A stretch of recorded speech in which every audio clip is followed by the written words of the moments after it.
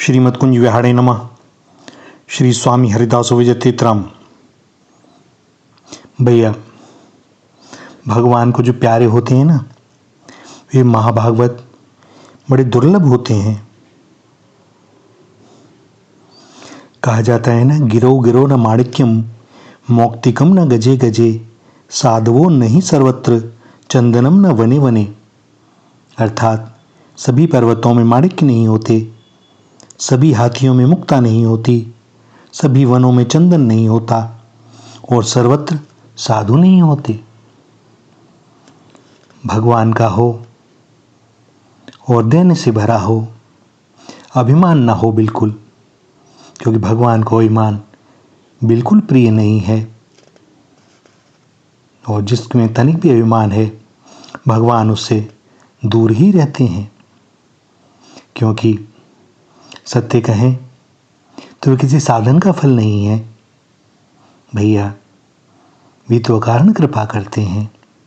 साधन हम इसलिए करने पड़ते हैं ताकि हम अपने चित्त को एकाग्र कर सकें, मन की अशुद्धियों को कुछ कम कर सकें, ताकि हमारा ध्यान भगवान में लग सके। एक दृष्टांत कहा जाता है, एक तपस्वी एक जंगल में निवास करते हुए बड़ा कठिन तप करते थे।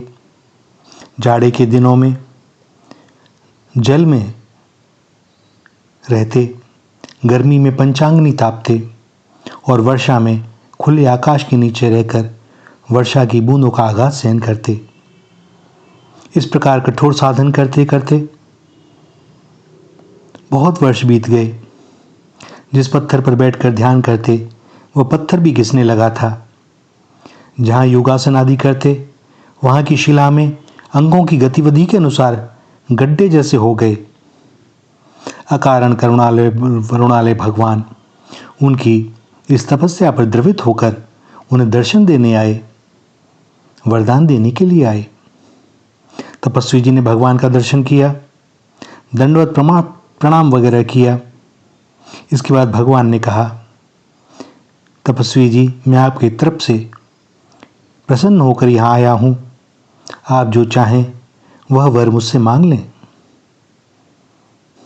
तपस्वी जी को अपनी तपस्या का अभिमान हो आया कि आखिर मेरे तपोबल से भगवान को भी खिंचकर यहाँ आना ही पड़ा और वर देने की सिफारिश कर रहे हैं। अतः तपस्या का अभिमान बोला, मांगना क्या है, आप मेरी साधना का हिसाब कर दीजिए। आप तो जानते ही हैं मैंने कितने वर्षों तक तप किया है। यह कहकर तपस्वी ने भगवान की कृपा की अवज्ञा की। भगवान मुस्कुरा दिए उनके इस अभिमान पर, उनकी अज्ञता पर। भैया, सत्य बात तो है, जैसे कोई उदार कृपालु स्वामी कभी कभी सेवक के साधारण कार्य करने पर भी संतुष्ट होकर उसे बड़ा सा बड़ा पुरस्कार दे देता है, इसमें गौरव कार्य का नहीं है, स्वामी के सद्गुणों का है। और यही भगवान करते हैं।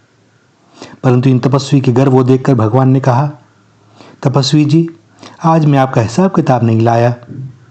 वैसे आपका प्रतिदिन का लेखा जोखा मेरे पास है, मैं कल लेकर के आऊँगा, तब आपसे बात करूँगा। ऐसा कहकर भगवान अंतर ध्यान हो गए। उन्होंने एक माया रची। सहसा उस जंगल में अत्यंत ताप बढ़ गया। जंगल के समस्त जल स्रोत, नदी नाले सूख गए, वृक्ष झुलस गए, फल फूल का नाम नहीं रह गया। तपस्वी जी को प्यास लगने लगी और जल के बिना तपस्वी जी के प्राण कंठ में आ गए। धैर्य छूट गया। उसी समय भगवान वेश बदलकर एक घड़ा ठंडा पानी लेकर उसी मार्ग से निकले। तपस्वी जी ने बड़ी व्याकुल आंखों से उस व्यक्ति को देखा। तपस्वी जी के मुंह से आवाज भी नहीं निकल पा रही थी। हाथ के संकेत से समीप बुलाकर जल पिलाने के लिए कहा। भगवान ने प्रथम तो आनाकानी करी कि मैं तो अपने आदमियों के लिए जल ले जा रहा हूं, तुम्हें कैसे पिला दूं। परंतु तपस्वी जी के अधिक आग्रह करने पर प्रभु ने कहा, बाबा जी, आपने बहुत तप किया है, बोलो जल पी लोगे तो मुझे क्या दोगे। तपस्वी ने कहा, भैया, अभी तो मेरे प्राण बचाओ, मैं अपनी आधी तपस्या का फल तुम्हें दे दूंगा। भगवान ने जल पिलाया। तपस्वी जी लगभग आधा घड़ा जल पी गए, सो उनकी आधी तपस्या चली गई। दूसरे दिन प्रभु पुनः अपने रूप में उपस्थित हुए तपस्वी जी के सामने। तपस्वी जी ने दंडवत प्रणाम किया और बोले, महाराज, आज क्या मेरा हिसाब लाए हैं? भगवान ने कहा, लाया हूं। आधे घड़े जल में आधी तपस्या, तो पूरे घड़े जल में पूरी तपस्या। सो मैं आधे तप का फल आधा घड़ा जल देने के लिए तैयार हूं, परंतु पहले तुम अब मेरा हिसाब दे लो, तब मैं तुम्हारा चुकाऊंगा। जीवन पर्यंत तुमने मेरा जल पिया है, स्नान किया है, पृथ्वी पर सोए हो, फल कंदमूल खाए हैं, चंद्रमा और सूर्य के आकाश में पले बढ़े हो, और इस वायु में तुमने श्वास लिए हैं। अब इसका क्या हिसाब होगा? तपस्वी जी की अकल ठिकाने आ गई, कांपने लगे। प्रभु दिखावे के लिए खड़े हो गए क्योंकि उनका स्वभाव है हरि जैसे को तैसा। भगवान ने कहा, पहले मेरा हिसाब चुकाओ, नहीं तो नरक में भेज दूंगा। तपस्वी जी त्राही त्राही करते हुए भगवान के श्री चरणों में गिरकर कृपा की भीख मांगने लगे।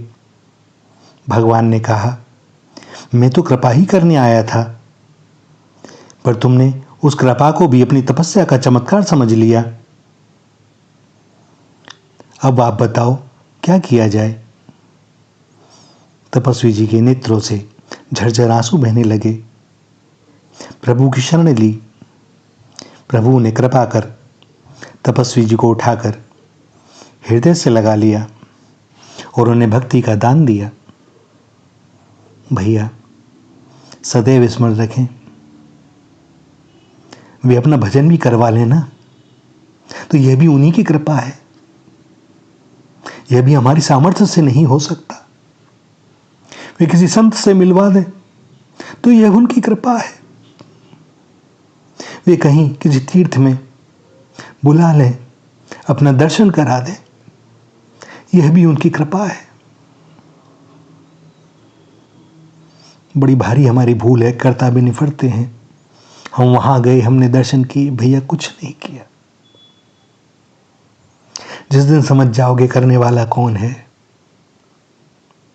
उस दिन आंसू रुकेंगे नहीं। वे बड़े कृपालु हैं, अहेतु की कृपा करते हैं।